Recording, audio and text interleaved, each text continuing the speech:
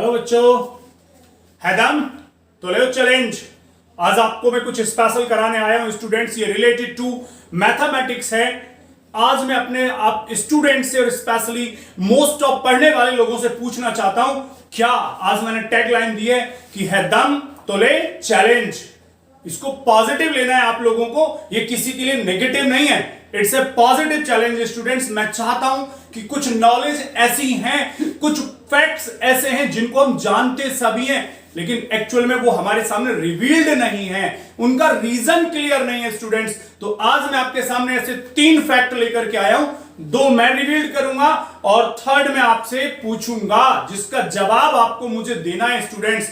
चलिए शुरू करते हैं। आपको मैं ज्यादा टाइम वेस्ट नहीं करूंगा, बहुत शॉर्ट टाइम है मुझे आपको दिखाना है।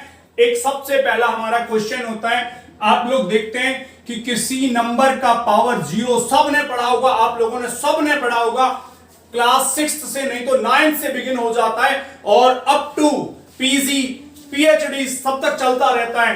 तो किसी का वैल्यू 1 आता है, जैसे किसी फंक्शन की पावर 0 और किसी नंबर की पावर 0 वैल्यू 1। इसके बारे में मैं आपसे पूछना चाहता हूं स्टूडेंट्स, व्हाई। अगर आप में से इसके बारे में कुछ बच्चों को पता है तो वीडियो को पॉज करके पहले कमेंट बॉक्स में जवाब देना, उसके बाद मेरा जवाब सुनना। चलिए स्टूडेंट्स, देखिए इसमें एक्चुअल में होता क्या है, किसी फंक्शन की पावर 0 का वैल्यू 1 कैसे आता है, देखते हैं इसको। बेटा जैसे a पावर 0, तो इसको हम कैसे लिख सकते हैं, a power x minus x। ऐसा कैसे भाई? सपोज मैं लिखता हूं a पावर 5, तो इसे ये भी तो लिख सकता हूं a power 7 minus 2। What ever, आप डिफरेंट भी यूज कर सकते हो, लेकिन बस मैं ये दिखाना चाहता हूं आपसे कि 5 को हम 7 माइनस 2 भी लिख सकते हैं।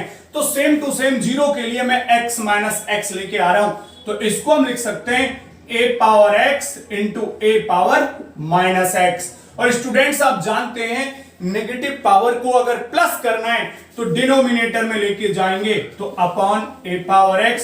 और आप सबके सामने क्लियर हो गया वैल्यू 1। देखो कितनी छोटी सी बात थी, लेकिन आज तक हमको पता नहीं था, तो आज आपको रिवील हो गया कि किसी फंक्शन का पावर 0 और उसका वैल्यू 1। व्हाई?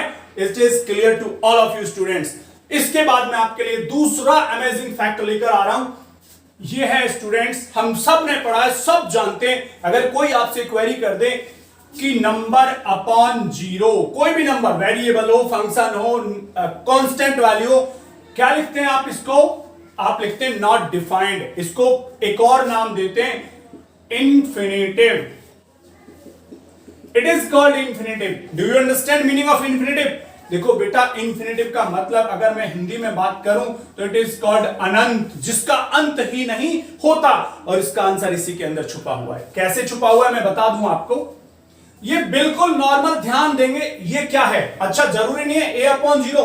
अगर 0 अपॉन 0 है तो भी आप क्या देखते हैं, इंफिनिटिव ही होता है स्टूडेंट्स। अगर हम किसी वैल्यू के अपॉन में नंबर लिखते हैं तो वो डिवीजन होता है। मैं समझाऊंगा एक एग्जांपल लेकर के। सपोज करिए मैंने लिखा है 16 अपॉन 2, तो आप इसको डिवाइड करेंगे 8 टाइम्स, राइट। अगर मैं लिखता हूं 17 अपॉन 2, तो मैक्सिमम आप इसे 8 टाइम तो जरूर करेंगे और 1 अपॉन 2 बचाएंगे। मतलब डिवीजन का सीधा सीधा रूल है कि किसी भी नंबर को जिसको हम दूसरे नंबर से डिवाइड कर रहे हैं तो मैक्सिमम टाइम डिवाइड करेंगे, मैक्सिमम टाइम। अगर मैं इसको कहूं कि बेटा 16 अपॉन 2 को आप सिर्फ 7 टाइम डिवाइड करो, तो आप कहोगे सर ये रॉन्ग हो जाएगा, क्योंकि अभी भी इसमें जो 2 बचेगा आप उसको भी डिवाइड कर सकते हैं। डेफिनेटली यही मतलब होता है। तो बेटा यहां आ जाइए, आपने देखा a अपॉन 0, आप इसको लिख सकते हो a डिवाइडेड बाई 0। तो मुझे बताइए 0 से a को कितने टाइम डिवाइड करें, कितने टाइम जाएगा? पढ़िए, 0 1 जा 0, 0 2 जा 0, 0 3 जा 0, 0 4 जा 0। 0 का टेबल कितना भी आगे ले जाओ, अप टू इन्फिनिटिव जाएगा, तब भी डिवाइड पूरा पूरा नहीं होगा।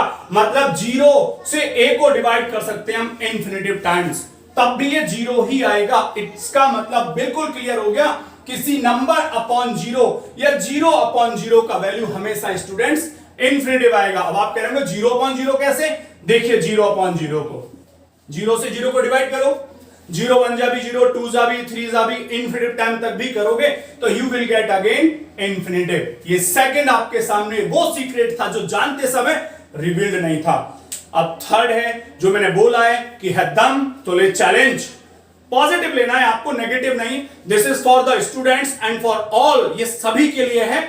आपको नॉलेज होगी, बहुत सारे लोगों को पता भी होगा, तो प्लीज मुझे कमेंट बॉक्स में लिखें। और हाँ, अगर ये मेरी जानकारी आपको अच्छी लगती है तो प्लीज मेरा चैनल सब्सक्राइब करें, लाइक करें और शेयर जरूर करिए। मैं आपको बताता हूं थर्ड चैलेंज क्या है जो आपको बताना है मुझे। बेटा, हम जो एंगल्स का मेजरमेंट करते हैं इन डिग्रीज स्पेशली, आप लोग देखते हैं किसी पॉइंट के चारों ओर, सपोज करिए इस तरह से, ये टोटल एंगल, ये जो आप एंगल देखते हैं यहां से इस तरह से टोटल, इसको मेजर करते हैं 360 डिग्री। इसका रीजन क्या है कि हमें एक सर्कल में जो टोटल एंगल बनता है उसको हम 360 ही मेजरमेंट डिग्रीज में देते हैं। व्हाई? यही है आज का चैलेंज आप लोगों के लिए। अगर आपको जवाब मालूम है तो आप मुझे कमेंट बॉक्स में लिख के दें। हां, मैं आपको इसका एक क्लू दे सकता हूं बच्चों, ये हमारे महान मैथमेटिशियन, ग्रेट मैथमेटिशियन आर्यभट्टा से रिलेटेड है। आप चेक करिएगा और अपनी नॉलेज को बढ़ा करके मुझे बताएंगे कि 360 डिग्री, इस पूरे सर्कल के एंगल को 360 डिग्री इसलिए कहते हैं। Thank you students, thank you very much.